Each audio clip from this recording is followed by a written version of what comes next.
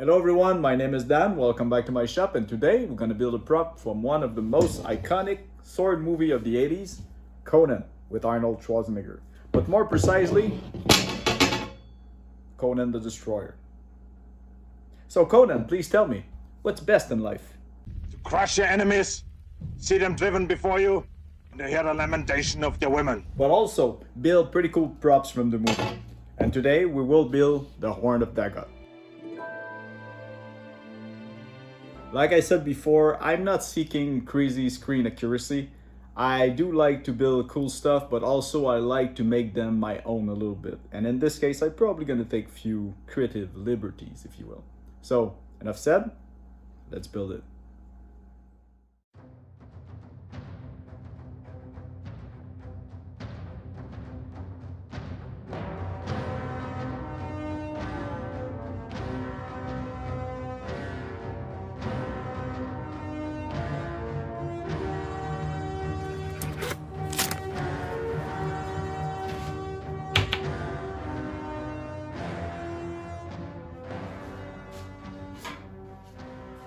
Yeah, this is a real horn, and it was my original plan to make it look as real as possible. And I think it was a good idea, but I looked around everywhere and this is the best I could get. I mean, it looks great, it is super cool, but sadly, it simply doesn't match the original shape of the prop. So, I will have to move on to plan B. Of course, I could go 3D printing, which is totally fine, but I prefer to build stuff with my hands. It's just a personal thing. It's just more fun to me. We will see about that. So I think I'm gonna sculpt the basic shape of the horn, mold it, then cast it. And as for all the remaining details and gribblies, I have a bunch of ideas in my head, but I think I'm gonna have to figure it out as I go. I'm not exactly sure yet, but I hope it's gonna turn out okay. So let's get to it.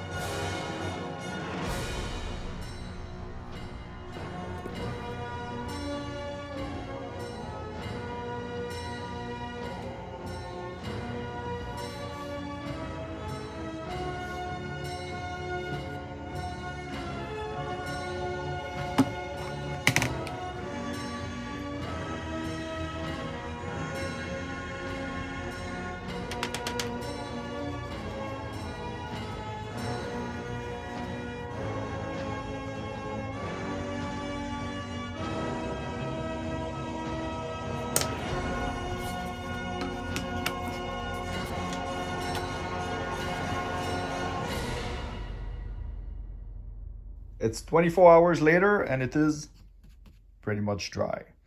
I have to say that I'm quite happy with the level of detail. This turned out great and I think it's gonna work just fine. Now I need to mold that puppy, and since I'm using an oil-based clay that contains sulfur, it would affect the curing process with the silicone. So what I'll do is I'll give it a coat of Mud Podge, and that would act like a shield to prevent that from happening. So let's get to it right away.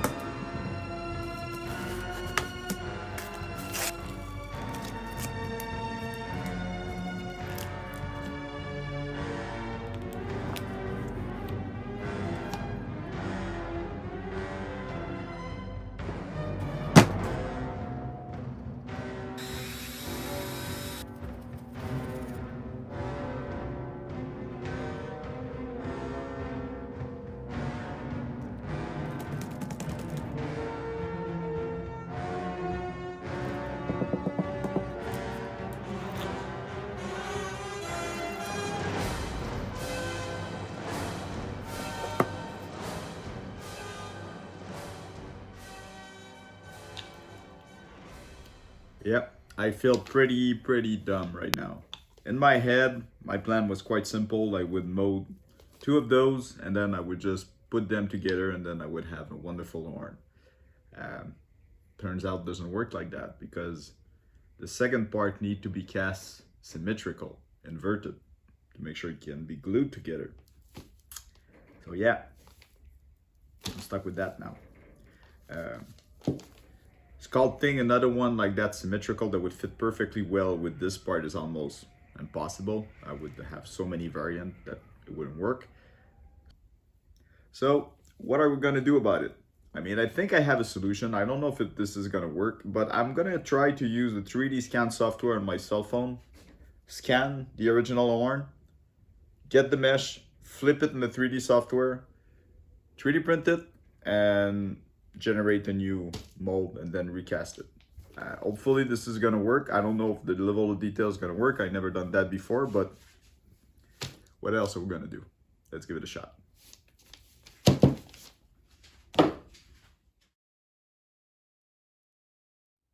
All right, 2 weeks have passed since we spoke. A lot happened. I tried the 3D software to scan the original horn. It looked like it worked all right until I load the 3D mesh into the 3D software. It was not that great. The level of detail was pretty crappy. But I was able to use that 3D mesh to at least get the proportion out of it. So I remodeled everything using 3D software and ZBrush. I added even more detail. And since I had the full 3D model, well, I simply printed both sides one symmetrical. And now I have a perfect mesh that works together well. And with the tip, I'll be able to move forward now. So let's get to it, and yeah, it's gonna happen. Let's do it.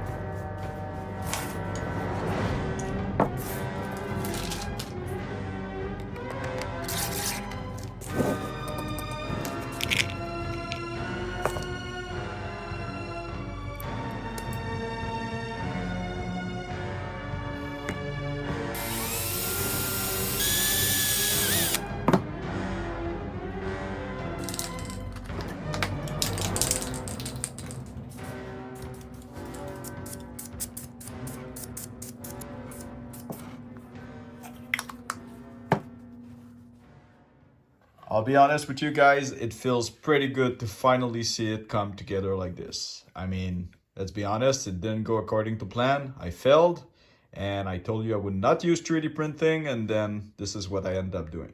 The primer helps a lot to blend everything together, and you can see all the nice detailing everywhere. I mean, really, I'm quite happy with the bad start that I had. Now I'm gonna give it a couple of coats and then do the paint job and eventually add the nice detailing on top of it.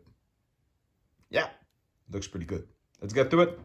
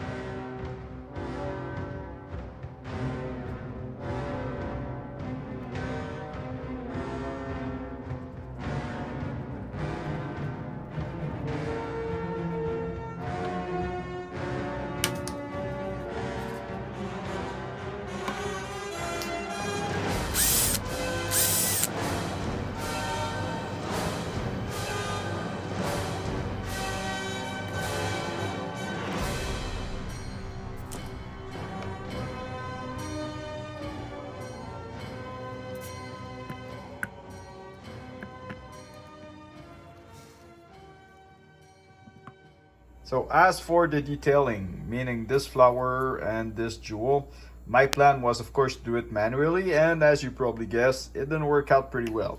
I first tried using this pretty cool 3D pen. Let's just say that the result was not that great. It was pretty thick, not precise at all, but again, super fun to use. Buy it for your kids. Next try was with a real wire. It was alright, but again, it was not as precise as I wanted it. So I ended up modeled everything on my computer and 3D printed. And even that, look at this. It is super tiny, super small. It would have been pretty hard to get that kind of detail. Look at the flower over here. That's very, very detailed. So yeah, I'm gonna go with that.